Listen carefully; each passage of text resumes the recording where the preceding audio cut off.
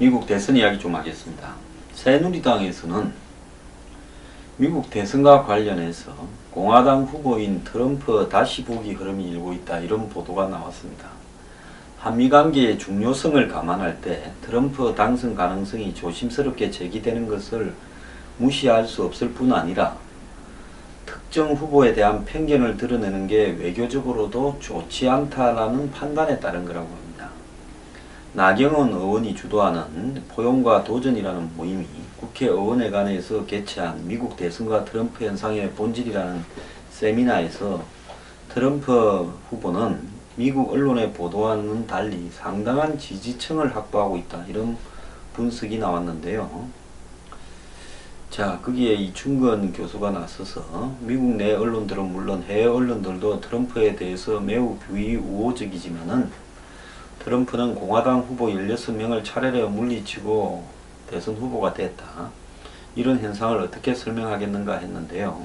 새누리당 의원 14명이 여기에 참석을 했다고 합니다. 자, 추석 연휴 기간 동안 미국에 갔다 왔던 정진석 원내대표는 어떤 백인 택시기사는 나는 한 번도 투표해 본 적이 없는데 우리 동료들은 다 트럼프를 찍기로 있다라고 하더라, 이러면서 미국 언론이 힐러리를 지지하고 있지만 바닥에서는 트럼프 지지 여론이 바람이 감지된다, 이랬고요. 새누리당의 한 의원은 공화당 전당대회 때 김세연 의원이 자비로 참석해서 이렇게 새누리당이 관심이 거의 없었고 트럼프를 또라이로 취급하면서 무관심으로 일관했던 새누리당 내에서 최근에 변화가 있다, 이렇게 말을 전했고요.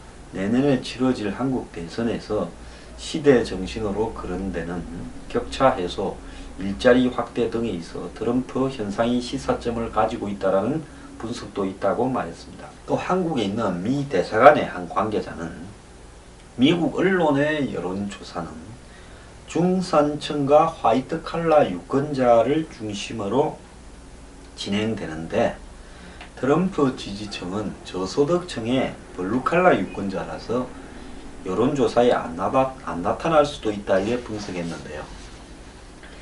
지난 4.13 한국 총선, 또 영국의 브렉시트, 또 미국의 대선 여론조사 등에서 기존의 여론조사가 다 틀려가고 있다라는 이야기를 제가 몇 달 전에 한번 했습니다.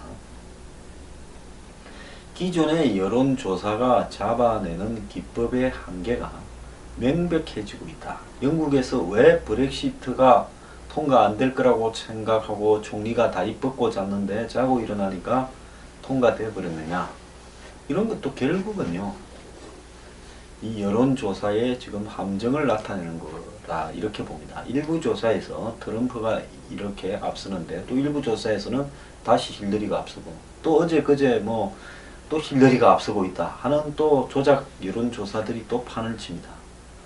자, 이때는요, 뭘 믿어야 되느냐? 시대적 흐름에 대한 대세를 믿어야 됩니다. 자, 그럼에도 불구하고 한국 정부나 한국의 정당들은 미국 대선에서 힐러리 일변도로 이렇게 배팅을 해오고 관심을 가지다가 트럼프가 되었을 경우에 뒷감당을 어떻게 할 것인지 궁금합니다.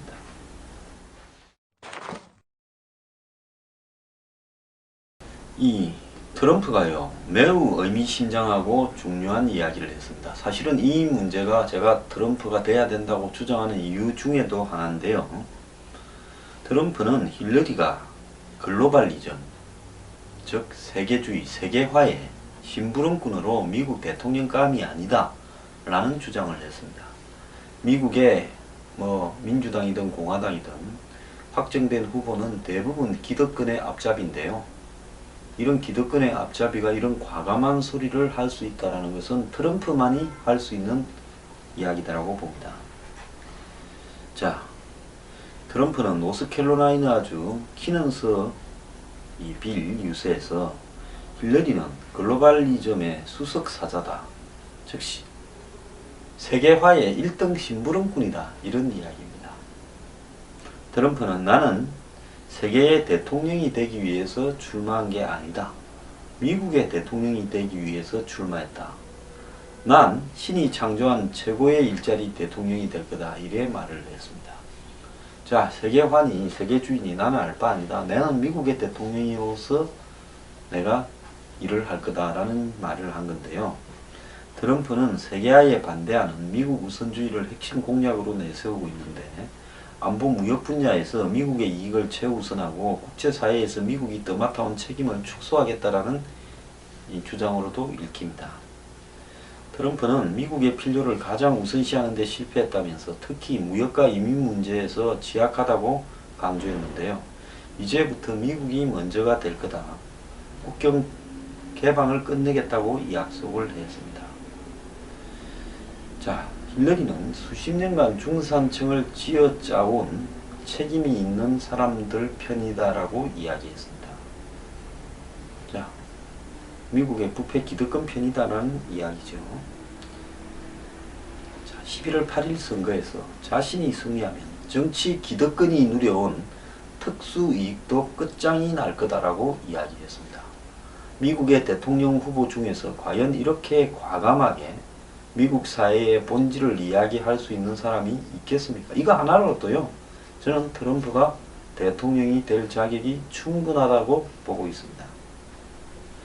9.11 테러 이후 이민자와 그 자녀 수백 명이 미국 내 테러 관련 행위에 연루됐다며 자신의 강경한 안보 공약을 비판하는 힐러리는 테러 위협의 본질을 이해하지 못하고 있다라고 또 말도 했습니다. 그는 버라락 오바마 행정부의 이민국이 주방 대상자 800명에게 시스템 오류로 시민권을 부여했다라는 보도를 언급하면서 미국과 멕시코 사이에 장벽을 또 세우겠다고 강조도 했습니다.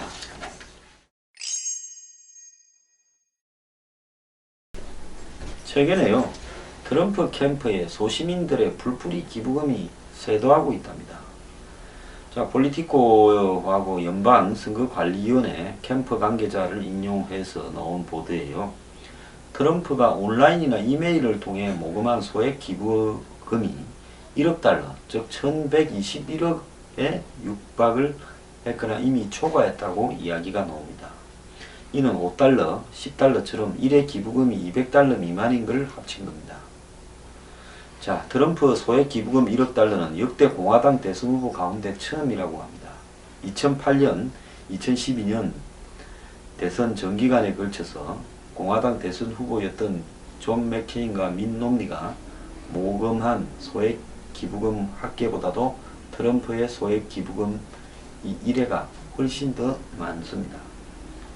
특히 트럼프는 6월 21일 이 온라인 모금 운동을 개시했는데 고작 석 달 만에 이렇게 1억 달러가 넘었다는 겁니다.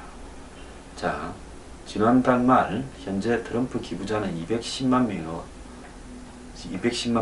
힐러리는 230만 명입니다. 약간 못 미치지만은 2008년 대권 도전을 포함해서 수십 년간 정치 활동을 한 힐러리, 그리고 오래전부터 모금을 해온 힐러리에 비해서 트럼프는 석 달 만에 힐러리하고 비슷해져 가고 있습니다. 좀 있으면 앞지를 겁니다.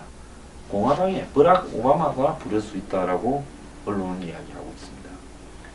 트럼프 캠프는 초강경 반이민 정책을 발표한 8월 31일 하루에만 온라인 소액 기부로 1일 최다인 500만 달러를 모금했다고 합니다. 자, 롬니 캠프 전 디지털 팀장은 트럼프는 미국의 인터넷 세대에게 엘리트 기성정치에 반대하는 불풀이 운동을 불러일으킨 첫 공화당 대선 후보로서 기록적인 성공을 했다. 이렇게 말을 했습니다.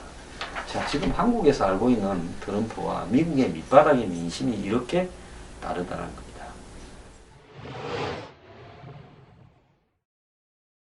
미국 내 다수 이 기업의 최고 경영자들은 사석에서도 트럼프에 대해서 경멸을 하고 있답니다. 하지만 보복을 당할지 모른다는 두려움 때문에 공개적으로 이를 드러내지는 못하고 있답니다. 반면 일부 거침없는 CEO들은 트럼프를 무시하고 있다고 뉴욕타임즈가 전했는데요. 왜 이렇게 기업의 최고 경영자들이 트럼프에 대해서 욕을 하거나 뭐 이렇게 할까요? 그 사람들이 트럼프가 싫은 원인이 뭘까요? 정경유착 부패 커넥션을 제대로 하기 어렵게 될지 모를까 하는 두려움이 아닐까요? 뉴욕타임즈는 CEO들과 인터뷰할 때 빠지지 않는 주제가 11월 대선에 관한 문제를 묻는다는 겁니다. 대부분의 CEO는 트럼프에 대해서 비판 경매를 보이는데요. 이들은 오프 더 레코드라 하고 이 말을 한답니다. 즉 공개는 하지 마라. 겁이 난다는 거죠. 이 IT 기업들은 애플처럼 트럼프로부터 공개적인 공격을 당할까봐 두려워하는데요. 은행들은 트럼프가 월가를 무너뜨릴까봐 두려워하고 다국적 기업들은 무역 분쟁을 걱정하고 있답니다. 기업 개혁은 선거철 당국을 매는데 트럼프는 기업에 대해 다른 후보들보다 독한 막말을 쏟아내고 있습니다. 하지만 은퇴하거나 워런 버핏 같은 특별한 위치가 아니면 트럼프에게 공개적으로 반박을 하는 CEO는 극소수입니다. 버핏은 미국은 이미 위대하다며 트럼프의 미국을 다시 위대하게 만들자라는 대선 구호를 이렇게 비꼬은 적이 있는데요. 뭐 이 사람이야 뭐 사실 은퇴를 한 것과도 다름없는 나이 많은 그런 경영자니까 뭐 이런 말을 했다. 안 그러면 힐러리한테 일찌감치 줄을 너무 앞쪽에 서 있어서 그렇다. 이렇게 볼 수 있겠지만 이런 상황에서 링크드인 공동 창업자인 호프만이라는 사람은 자기 혼자 힐러리 지지하면 되지 다른 사람들한테 이 트럼프를 비판하는 행동을 CEO들한테 이렇게 하자 하고 촉구도 하는데요. 만일 학교에서 약자를 괴롭히는 사람이 있다면 그가 해코지할까봐 두려워한다는 이유로 그를 놔두지는 않을 거라면서 두려움은 이렇게 우리가 저버리고 앞으로 이렇게 가야 된다 하면서 트럼프가 같이 좀 씹자고 이야기한답니다. 근데 다 안 그러겠죠. 자, 공화당의 큰손 후원자였던 이 샌즈 그룹 회장이 카지노하고 호텔로 유명하죠. 이 사람도 트럼프를 무시했는데 그 사람 이름이 아델슨입니다. 아델슨은 공화당 상원은 선거를 위한 슈퍼팩에 4천만 달러를 기부할 건데 트럼프한테는 500만 달러를 줬습니다. 아델슨은 밋 롬니한테는 1억 불을 줬다고 합니다. 그런데 이 사람은 트럼프가 후보가 되고 나니까 기부를 하지 않고 있다가 이제 겨우 1억 불을 준다고 해놓고는 500만 달러만 냈답니다. 자, 안 될 것 같으니까 냈죠. 저는 이 아델센이요, 샌즈그룹 회장이 남은 이 대선 기간 내에 트럼프에게 잔액을 채워줄 거라고 보고 있습니다. 자, 미국의 기업주들 지금 발바닥에 불이 났습니다. 겁도 납니다. 앞으로 어떻게 되는지 한번 보십시오.